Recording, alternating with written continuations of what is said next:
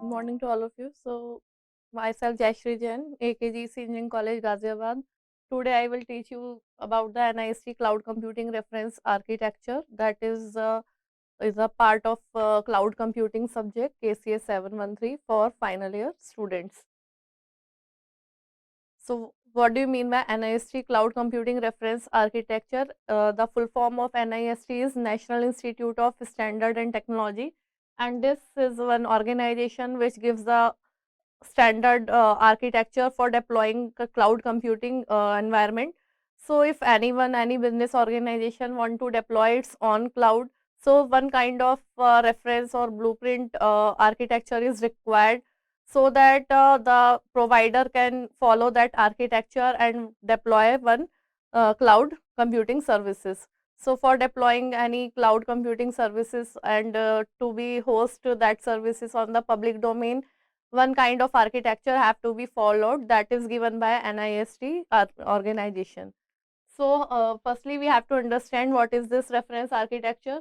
So, we can say any architecture, we can say that is one kind of template which gives us a blueprint or which gives us a sketch, so that we can understand what are the different levels and what are the different layers, how can we deploy the services. So, firstly we have to deploy that services on the we have to maintain one architecture, then we have to deploy those services on the web server. So, this we can say as written here, the template that describe the architecture probably defined at the different level of abstraction. So, why we are going to divide that architecture into number of layers? As we know, we have to provide the user less complex structure. So, we have to provide certain kind of abstraction. So, to achieve that abstraction, we have to divide that architecture into different number of level, so that user can only understand the services, user can only can take the services in easy manner. So, we just hide the complexity of the architecture from the public or from the user and divide that architecture into number of layers. So, this is highly abstract, showing different functionality, and lower level showing the performing certain tasks. So, user need not to bother about how the services are going to be deployed and what are the different kind of hardware and software attached on that cloud platform. So, only user have to be have to check only the services and have to subscribe the services. So, this is kind of architecture divided into different level, and the vendor neutral description that doesn't stifle the innovation by definition a specific technical solution. So, we all know that for dividing, we have to divide the services into different categories. So, user can easily follow or pick the services from the catalog, and according to the need of the customer, user can decide which kind of service the user want and subscribe accordingly. So, this architecture is going to provide a technical solution to the user. This is a conceptual model for discussing the technical requirement and operations of the cloud computing. Obviously, this architecture will show all kind of the technical requirement of the cloud computing and the operations of the cloud computing. And we can say this is the blueprint to guide the developers in the design of cloud services and the applications. So, blueprint, we know one kind of sketch or starting the building blocks or application, so that the any service provider can understand how can we divide our services into different kind of layers. So, this is the different actors, we can say in the reference model there are different 5 major actor actually, and they have their different role, responsibility and their activities. So, what are the different actor? First one is cloud consumer, that is a user which will take the services, and cloud provider that provide the services to the user. Cloud broker, broker is nothing, broker is intermediator between the provider and the consumer. So, there is a requirement of broker also, so that the broker can connect different service providers simultaneously and give the user a broad kind of category to take the services. Next is cloud auditor. What is auditor? Auditing means one kind of monitoring and inspection, whether the all layer are going to be worked in proper manner, all operations are going to as per quality. So auditing team is also, there is a cloud auditor which will monitor about the security and privacy of the services and the data and application security. So this is the role of auditor. Next is cloud carrier. Cloud carrier is one kind of connection or base of the all the services, because without connecting our services with the network, how can we provide that services to the user? So carrier is one kind of connection, as we already studied in OSI model. We have to firstly connect the physical layer. We have built physical layer and connect all the component to the data link layer, so that they will be connected to the network, and then we have network layer and transport layer. So this is the all part of cloud carrier, and this image is like that. So we understand this architecture. This is a conceptual reference architecture, and we can understand this architecture in this manner. At the bottom we have the cloud carrier layer, so that all kind of component hardware are going to attach with the one kind of Wi-Fi or WAN, and after that we can just see the this part. This window is for cloud provider window, and we can divide this window into different kind of services. So according to the services, we can see here, we start from here. So first layer is physical resource layer, and we can see in this layer we have incorporated the hardware and its facility.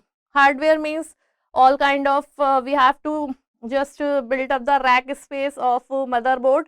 So there are when we deploy our on cloud, we take the rack of different motherboards and attach all kind of hard disk, RAM, and incorporate that hardware with operating system and make the virtual server. We first made the physical server and make the virtualization. So that we can optimize our hardware. So all kind of virtual server are going to operate, going to take the service on the of the same hardware. So firstly we built up different physical servers and add this layer. This is resource abstraction and control layer.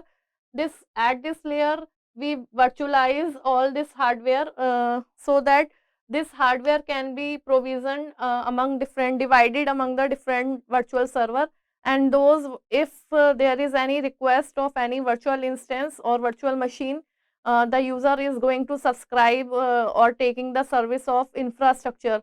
Like if I want to take if I want to work on any Linux machine or Windows 10 machine, and on my desktop I have installed Windows 7, so I will take the service of cloud, and I will subscribe the any virtual instance from any provider like Amazon Web Service, and by subscribing through AWS or any IBM or Microsoft, any kind of vendor, I will take the service of that virtual instance.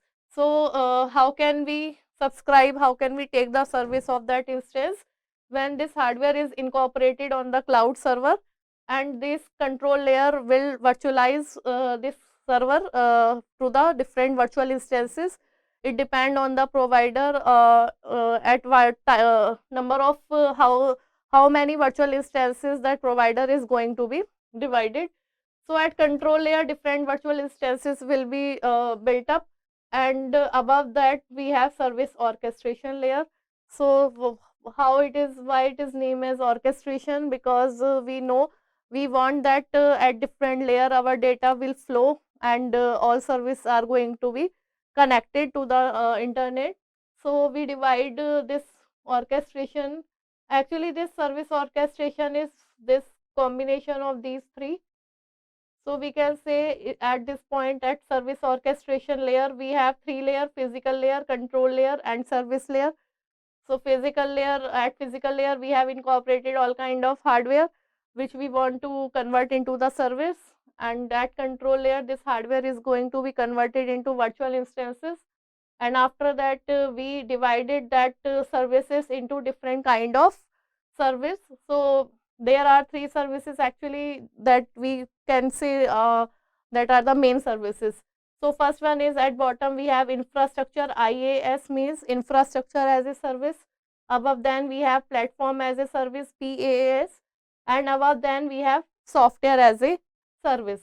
So mainly these three services are main at the time that when this architecture is going to be developed, and at after the deployment of all kind of hardware and services, we have cloud service management layer.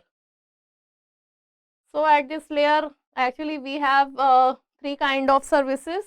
So what are the different services which cover under this management services? First is the business support, second is the provisioning and configuration, and third one is the portability and interoperability.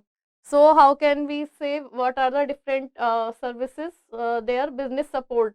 What is the meaning of business support? Business support means if we are going to provide the services of the cloud to the user, then we have to convert that services into some scripting language, so that it is going to be developed into the so that it can be hosted onto the web server. So business support is what there are different kind of applications or software or hardware which are going to be deployed onto the cloud. So all these kind of hardware and software resources should have to follow one kind of standard technology. Means if we are going to develop the Python ideally over the cloud, then that Python ideally will be in the upgraded version. So all kind of software, all kind of hardware are which are going to be deployed over the cloud, they have to follow some standard versions, so that all the updated software and all the updated applications will reach to the cloud users. So business support is some kind of standard that any organization or provider have to be follow. Provisioning and configuration is certain kind of rules and regulation when we divide this hardware into different virtual machines, then we have to configure that resources in that manner so that they can be divided. If I have deployed like 10 GB RAM over the cloud, and I am going to divide that RAM into 2 GB slots, and I am providing that 2 GB RAM to one virtual instance, next 2 GB to the next virtual machine. So there will be some provisioning and configuration method on which manner how we are going to provide, how we are going to divide that resources into different virtual machines. So we will understand this kind of provisioning and configuration rules under this services. And portability and interoperability issue is what if any user want to migrate its data from one VM to another VM, so user can easily migrate its data to different virtual instances according to its need.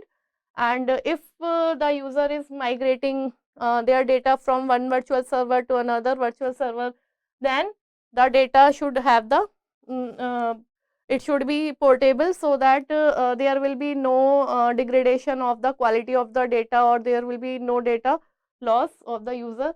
So the user, any provider have to provide the portability of the data, so that data can be easily migrated. And next layer is cloud broker. What is the role of the broker in this architecture? I already told that broker is what? Broker is intermediator between the provider and the cloud user. So what is the role of broker? Because broker will act as a intermediator, and if there are so much users, and we know every business organization is now adopting the cloud services, so there are different requirement or need of the cloud of the user to take the service of the cloud. So broker is service intermediation is there.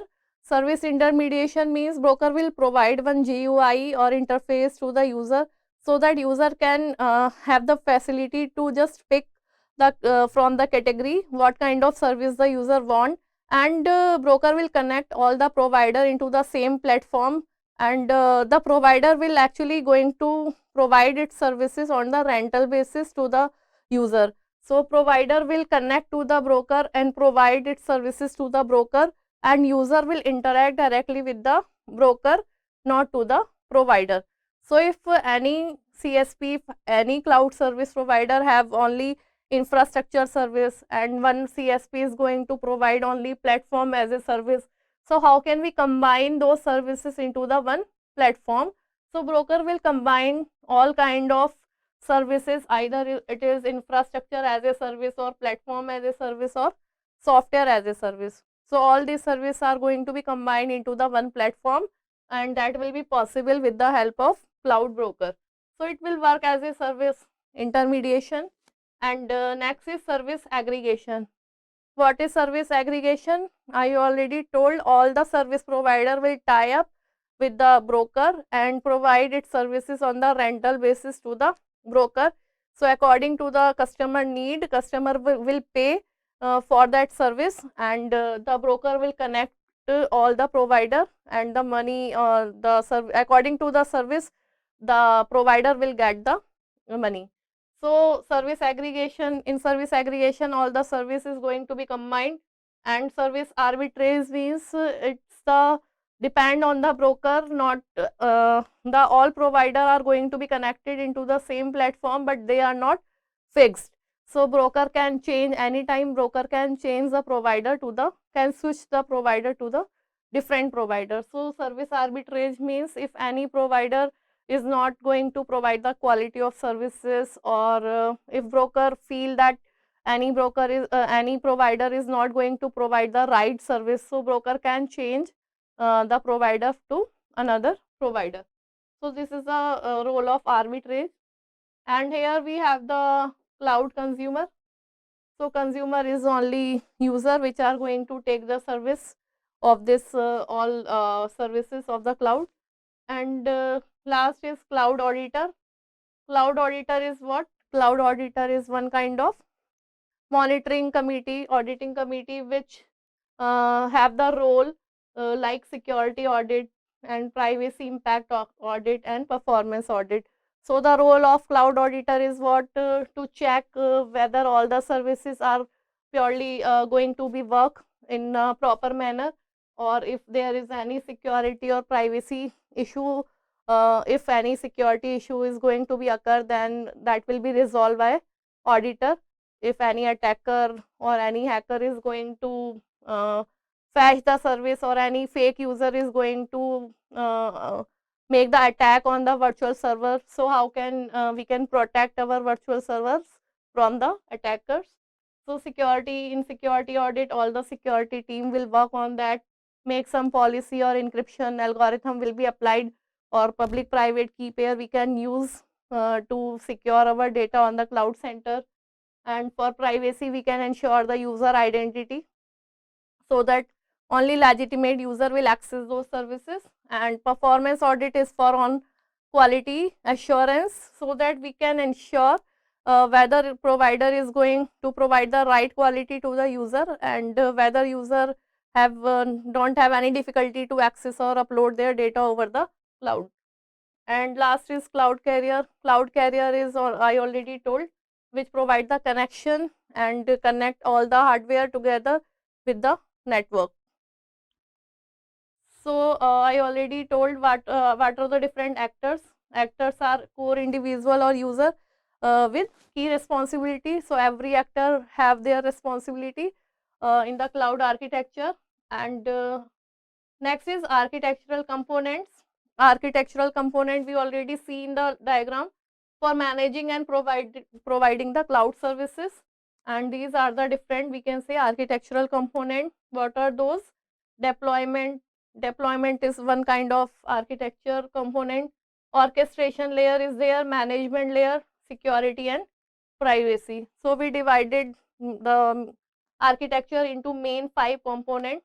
So these are the main 5 components. Next are actors and roles. So we already see in this diagram we have 5 actors: consumer, provider, broker, auditor and cloud carrier. So we already know consumer, which acquire and uses the service. Provider is what? Provider is the vendor of the services. For example, we have Amazon, AWS services are there. So Amazon is one cloud provider. or Google is going to provide Google Drive services for storage, and Google App Engine provide platform as a service, and VirtualBox. There are different vendor which are going to provide the virtual services. So Microsoft and all that, IBM, these are all the providers.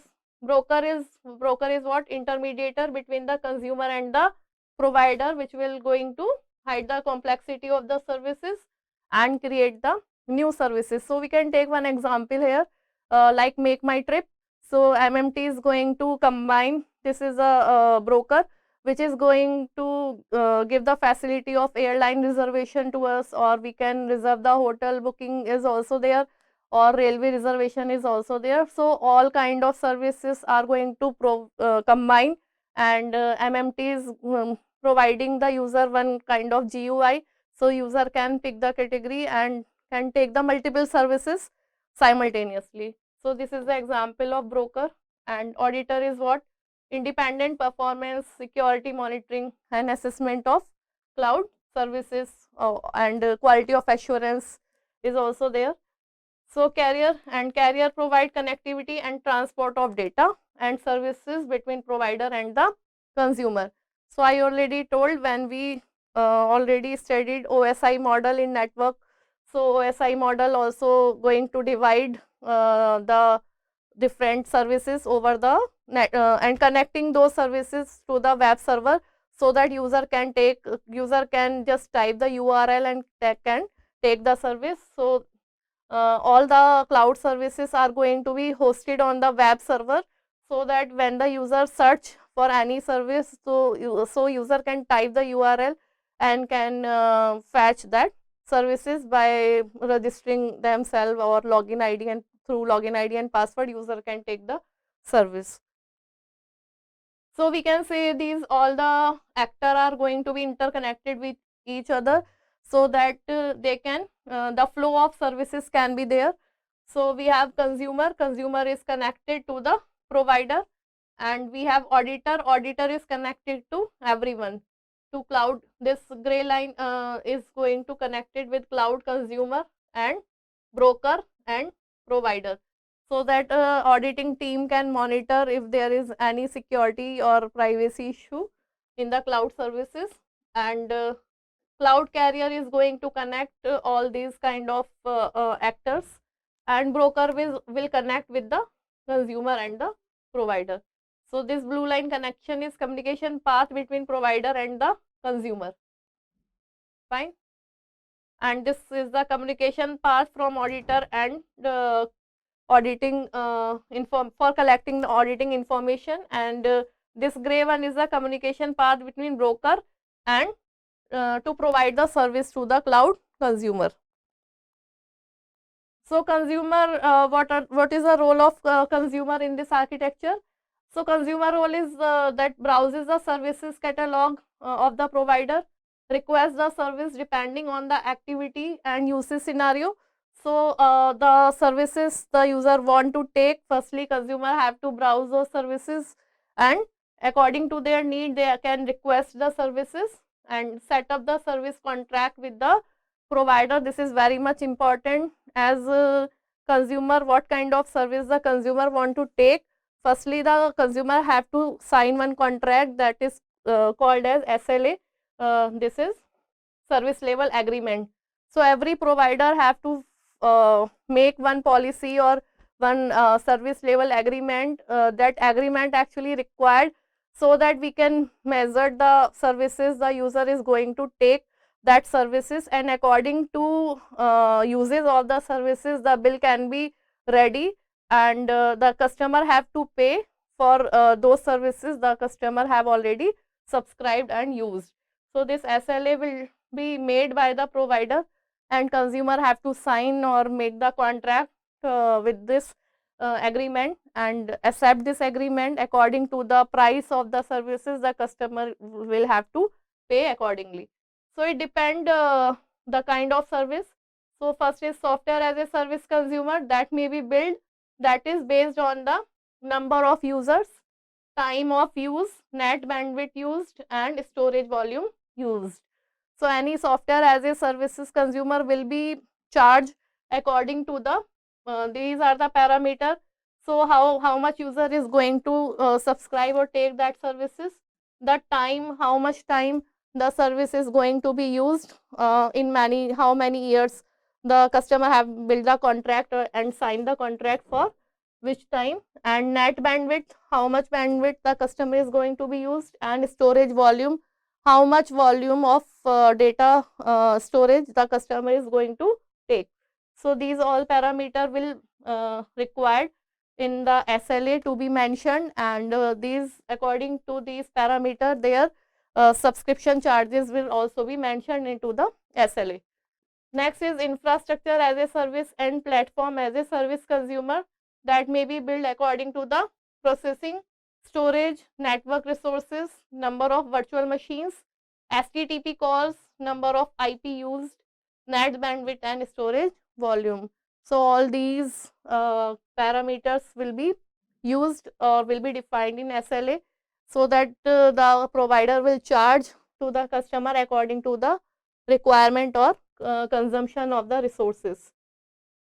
So processing storage, how many, because in infrastructure the customer will subscribe the virtual instances, and if the customer is taking infrastructure as a service means the control is given to the customer can build up many virtual instances over there, and the customer can install the their own operating system on that virtual instance, and obviously storage and this storage is already inbuilt in that, and net bandwidth already provided to the customer in infrastructure as a service. So all these parameter will be responsible to be charged to the customer. So consumer need SLA to specify their performance requirement to be fulfilled by the provider. However, SLA is offered by the cloud producer and in most cases are not negotiable. So I already told this SLA will be designed or defined by the provider, so that all the services will be charged accordingly, and the customer will pay according to the consumption of the resources. So this SLA requirement is what? This is, we can say this is one kind of contract the customer have to be signed, that are negotiated or agreed. There can be some discount also to the customer according to the customer requirement, and customer, so to locate and reserve the resources to satisfy the consumer need and requirement. And to guarantee an agreed SLA, the auditor must be capable of measuring and monitoring the relevant matrices. So SLA will also help to the auditing team, so that auditor can also check whether customer is taking the right service or not. So different SLA model must be considered for infrastructure, platform and software as a services, and it must be defined clearly for infrastructure as a service and for platform and software as a service. SLA can be vague and difficult to be defined, because in platform and software there are much services and there are many software applications, so the SLA can be very difficult to be fixed here according to the business needs. So this is one example of SLA for infrastructure as a service. So what this agreement is, these are the some parameter like CPU capacity, how much processor is going to be involved in the services, memory size, what is the memory size, RAM size or hard disk size will be given to the customer, boot time, how much boot time will going to be take by the virtual instances, storage, how much storage is given, storage size of data, time for virtual machine to be ready for use, this is cache memory. Scale up and scale down means maximum of virtual machines for one user, how much, like we can take the example of Gmail is going to provide 1.5 GB space to the any user. If my inbox is going to be full, then that will scale according to the inbox size of any customer Gmail account. So scale up and scale down facilities, what according to the customer need, the resources will going to be add on to the customer site, and if customer required less amount of storage or less amount of processing speed, then we will the provider will scale down the resources. So this will important. And next is scale up time and scale down time. Scale up means time to increase the virtual machine. So for enhancing the number of resources or virtual, the provider have to deploy more number of virtual instances. And for scale down time, this is the decreased time of virtual machines. Availability is uptime of services in the specific time, means if we check the net bandwidth is going to be low, then we have to enhance the specific time. So this is about the cloud services. So these are all the example what are the services are going to be covered in this. So you can take some example also: software as a service consumer, platform as a service consumer, and infrastructure as a service consumers. So okay, for this lecture I am going to be end this session here, and we will learn different kind of services and provider role and all that into the next lecture. So thank you so much.